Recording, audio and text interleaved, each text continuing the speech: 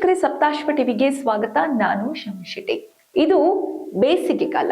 ಬಿಸಿಲಿನ ಧಗೆಗೆ ಎಷ್ಟೋ ಜನ ಜಲಪಾತದತ್ತ, ನದಿಗಳತ್ತ, ಸಮುದ್ರಗಳತ್ತ ಮುಖ ಮಾಡ್ತಾರೆ. ಆದ್ರೆ ಈ ರಾಜ್ಯದಲ್ಲಾದಂತಹ ಈ ಒಂದು ಘಟನೆ ಎಲ್ಲರ ಮನಕಲುಕುವಂತಿದೆ. ಎಲ್ಲರಿಗೂ ಕೂಡ ಎಚ್ಚರಿಕೆ ಗಂಟೆ ಅಂತಿದೆ. ಏನಪ್ಪಾ ಆ ಘಟನೆ ಅಂದ್ರೆ,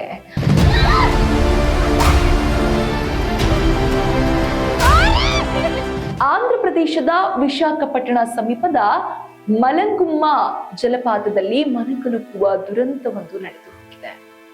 ಪ್ರಕೃತಿಯ ಮಧ್ಯೆ ಸಂಭ್ರಮಿಸಲು ಬಂದಿದ್ದ 5 ಬಾಲಕಿಯರ ತಂಡದಲ್ಲಿ 3 ದುರಂತವಾಗಿ ಸಾವನ್ನಪ್ಪಿರುವ ಘಟನೆ ಈಗ ಎಲ್ಲರನ್ನೂ ಶಾಕ್ಗೆ ಗುರಿ ಮಾಡಿದೆ.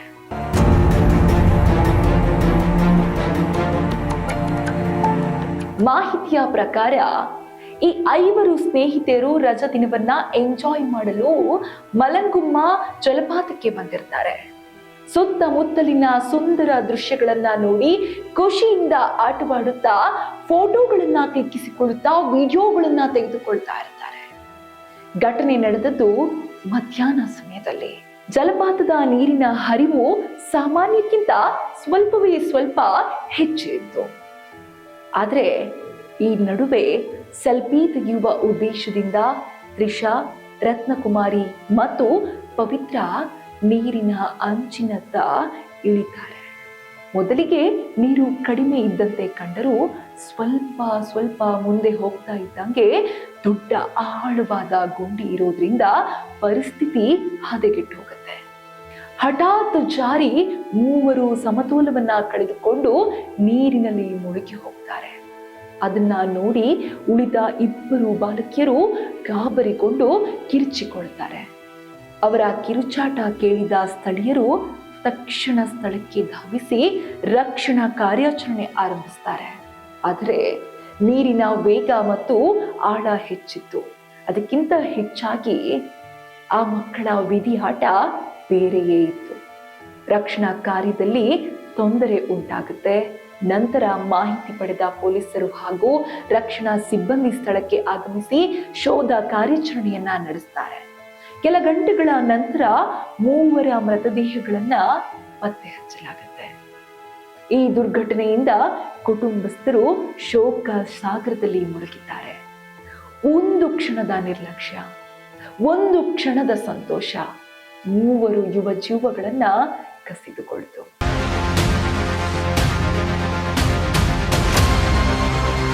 ಸ್ಥಳೀಯ ಆಡಳಿತ ಇದೀಗ ಪ್ರವಾಸಿಗರಿಗೆ ಕಟ್ಟುನಿಟ್ಟಿನ ಸೂಚನೆಗಳನ್ನ ನೀಡ್ತಾ ಇದೆ.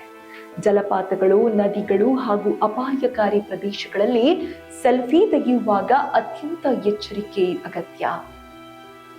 ವಿಶೇಷವಾಗಿ ಯುವಕರು ಅಪಾಯದಿಂದ ಅಂತಹಜಿಲ್ಲದೆ ನೀರಿಗೆ ಇಳಿಯುವುದು, ಸುರಕ್ಷತಾ ನಿಯಮಗಳನ್ನ ಪಾಲಿಸದಿರುವುದು ಇಂತಹ ದುರಂತಗಳಿಗೆ ಕಾರಣ ಆಗ್ತಾ ಇದೆ.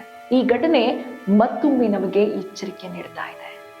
ಮನರಂಜನೆಗಾಗಿ ಹೋಗುವ ಸ್ಥಳದಲ್ಲಿ ಸುರಕ್ಷತೆಗೂ ಆದ್ಯತೆ ನೀಡಬೇಕು.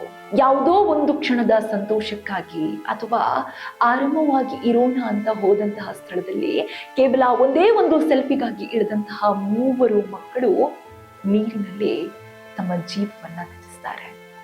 ಬದುಕಿ ಬಾಳಬೇಕಾದಂತಹ ಮಕ್ಕಳು, ಅದೆಷ್ಟೋ ಕನಸನ್ನ ಹೊತ್ತಂತಹ ಕುಟುಂಬ. ಆದ್ರೆ ಈಗ ಎಲ್ಲೆಡೆ ಉಳಿದಿರೋದು ಕೇವಲ ದುಃಖ ಮಾತ್ರ.